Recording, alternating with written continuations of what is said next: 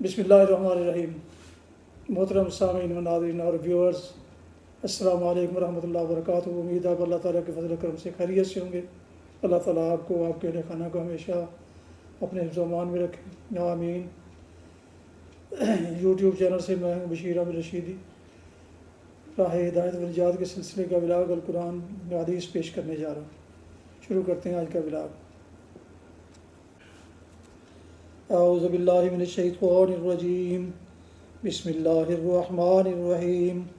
قل تعالوا اتل ما حرم ربکم علیکم الا تشرکوا به شیئا وبالوالدین احسانا ولا تقتلوا اولادکم من املاق نحن نرزقکم وإیاہم ولا تقربوا الفواحش ما ظهر منها وما بطن ولا تقتلوا النفس التي حرم الله إلا بالحق ذلكم وصاكم به لعلكم تعقلون۔ صدق اللہ العظیم۔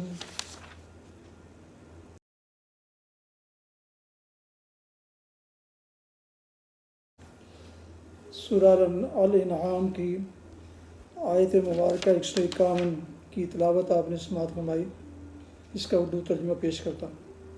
قل تعالوا اتل ما حرم ربکم علیکم، اے محمد صلی اللہ علیہ وسلم ان سے کہہ دیجئے کہ آؤ میں تمہیں سناؤں تمہارے رب نے تم پر کیا پابندیاں عائد کی ہیں۔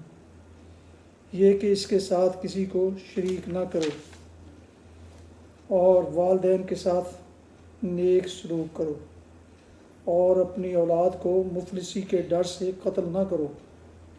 ہم تمہیں بھی رزق دیتے ہیں اور ان کو بھی دیں گے، اور بے شرمی کی باتوں کے قریب بھی نہ جاؤ، خواہ وہ کھلی ہوں یا چھپی، اور کسی جان کو جسے اللہ نے محترم ٹھہرایا ہے ہلاک نہ کرو مگر حق کے ساتھ۔ یہ باتیں ہیں جن کی ہدایت اس نے تمہیں کی ہے، شاید کہ تم سمجھ بوجھ سے کام لو۔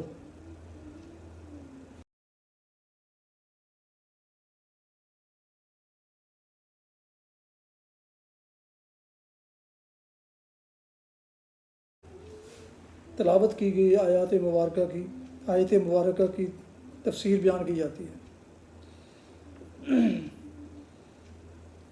تمہارے رب نے تم پر کیا پابندیاں عائد کی ہیں، یعنی تمہارے رب کی عائد کی ہوئی پابندیاں وہ نہیں ہیں جن میں تم گرفتار ہو، بلکہ اصل پابندیاں یہ ہیں جو اللہ نے انسانی زندگی کو منضبط کرنے کے لیے عائد کی ہیں، اور جو ہمیشہ سے شرائع الہیہ کی اصل الاصول رہی ہیں۔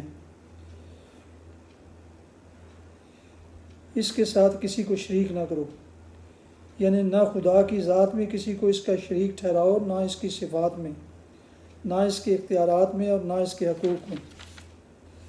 ذات میں شرک یہ ہے کہ جوہر الوہیت میں کسی کو حصہ دار قرار دیا جائے۔ مثلا نصارہ کا عقیدہ تثلیث، مشرکین عرب کا فرشتوں کو خدا کی بیٹیاں قرار دینا، اور دوسرے مشرکین کا اپنے دوتاؤں اور دیویوں کو اور اپنے شاہی خاندانوں کو جن سے الہیہ کے افراد قرار دینا، یہ سب شرک فی الذات ہے۔ صفات میں شرک یہ ہے کہ خدائی صفات جیسی کہ وہ خدا کے لیے ہیں ویسا ہی ان کو یا ان میں سے کسی صفت کو کسی دوسرے کے لیے قرار دینا۔ مثلا کسی کا متعلق یہ سمجھنا کہ اس پر غیب کی ساری حقیقتیں روشن ہیں، یا وہ سب کچھ سنتا اور دیکھتا ہے، یا وہ تمام نقائص اور تمام کمزوریوں سے منزہ اور بالکل بے خطا ہے۔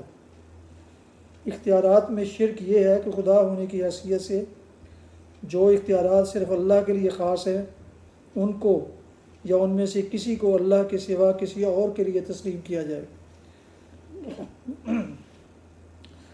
مثلا فوق الفطری طریقے سے نفع ضرر پہنچانا، حاجت روائی و دستگیری کرنا، محافظت اور نگہبانی کرنا، دعائیں سننا اور قسمتوں کو بنانا اور بگاڑنا، نیز حرام و حلال اور جائز و ناجائز کی حدود مقرر کرنا، اور انسانی زندگی کے لیے قانون و شرع تجویز کرنا، یہ سب خداوندی کے مخصوص اختیارات ہیں جن میں سے کسی کو غیر اللہ کے لیے تسلیم کرنا شرک ہے۔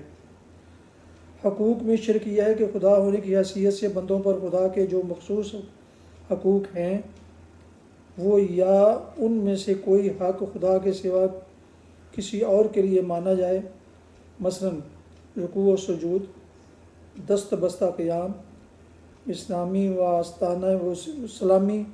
آستانہ بوسی، شکر نعمت یا اعتراف برتری کے لیے نظر و نیاز اور قربانی، قضائے حاجات اور رفع مشکلات کے لیے منت، مصائب و مشکلات میں مدد کے لیے پکارا جانا، اور ایسی ہی پرستش و تعظیم و تمجید کی دوسری تمام صورتیں اللہ کے مخصوص حقوق میں سے ہیں۔ اسی طرح ایسا محبوب ہونا کہ اس کی محبت پر دوسری سب محبتیں قربان کی جائیں، اور ایسا مستحق تقوی و خشیت ہونا کہ غیب و شہادت میں اس کی ناراضی اور اس کے حکم کی خلاف ورزی سے ڈرا جائے، یہ بھی صرف اللہ کا حق ہے، اور یہ بھی اللہ ہی کا حق ہے کہ اس کی غیر مشروط اطاعت کی جائے اور اس کی ہدایت کو صحیح و غلط کا معیار مانا جائے، اور کسی ایسی اطاعت کا حلقہ اپنی گردن میں نہ ڈالا جائے جو اللہ کی اطاعت سے آزاد ایک مستقل اطاعت ہو، جس کے حکم کے لیے اللہ کے حکم کی سند نہ ہو۔ ان حقوق میں سے جو حق بھی دوسرے کو دیا جائے گا وہ اللہ کا شریک ٹھہرے گا، خواہ اس کو خدائی ناموں سے کوئی نام دیا جائے یا نہ دیا جائے۔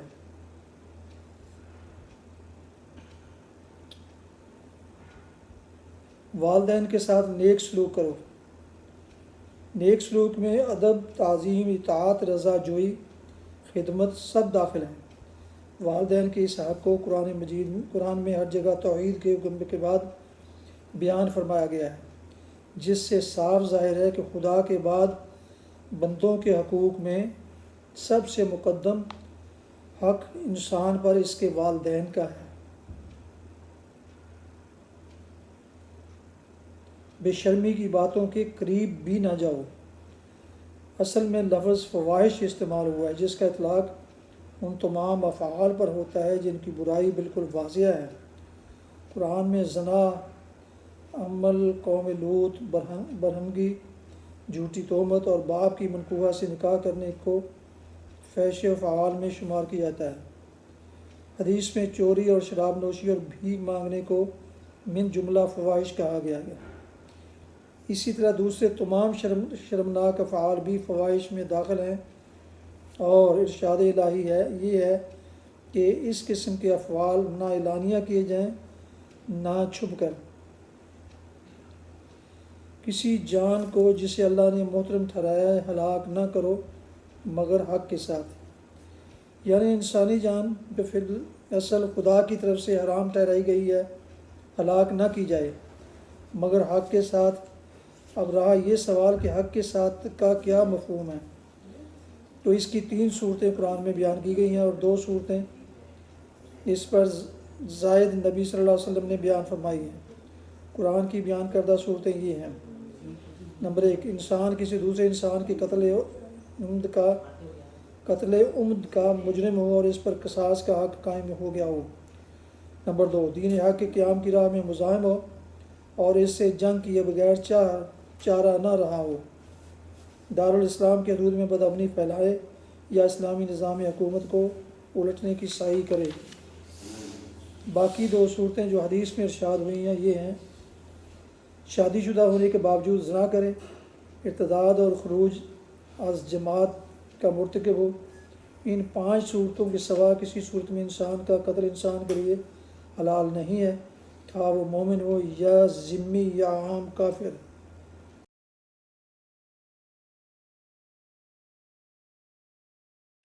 حدیث مبارکہ حضرت جابر رضی اللہ عنہ سے روایت ہے، رسول اللہ صلی اللہ علیہ وسلم نے فرمایا، 5 نمازوں کی مثال اس بڑی گہری نہر کی سی ہے جو تم میں سے کسی کے دروازے پر بہہ رہی ہو، جس سے وہ روزانہ 5 مرتبہ نہاتا ہو۔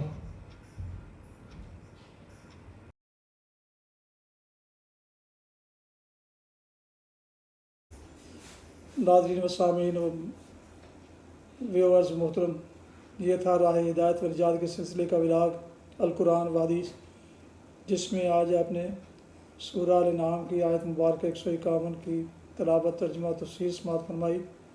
اس کے علاوہ ایک حدیث مبارکہ بھی آپ کی خدمت میں پیش کی گئی۔ آپ سے درخواست ہے کہ اگر آپ نے ابھی تک میرے یوٹیوب چینل کو سبسکرائب نہیں کیا، جو کہ باعث خیر، باعث برکت اور باعث ثواب ہے، جس کا ہر ولاگ تقریباً، تو وہ ابھی سبسکرائب کر کے بیل آئیکن کو ضرور پریس کریں، دوستوں سے بھی شیئر کریں تاکہ آنے والے ایسا ہر ولاگ آپ تک باقاعدہ اور بروقت پہنچ سکے۔ اللہ تعالیٰ آپ کا حامی و ناصر ہو، اللہ تعالیٰ آپ کو، آپ کے لے خانہ کو ہمیشہ اپنی حفظ و امان میں رکھے، آمین۔ اپنا بہت خیال رکھیے گا، اپنی دعاؤں میں پاک وطن، والدین، آباء و اجداد، اعزاء و اقارب، دوستوں کے علاوہ اس ناچیز کو بھی شامل فرمائیں، تو انتہائی شکر گزار ہوں گا۔ اسی پر آج کا یہ ولاگ ختم کرتا ہوں۔ السلام علیکم ورحمۃ اللہ وبرکاتہ۔ پاکستان زندہ باد۔ اللہ حافظ۔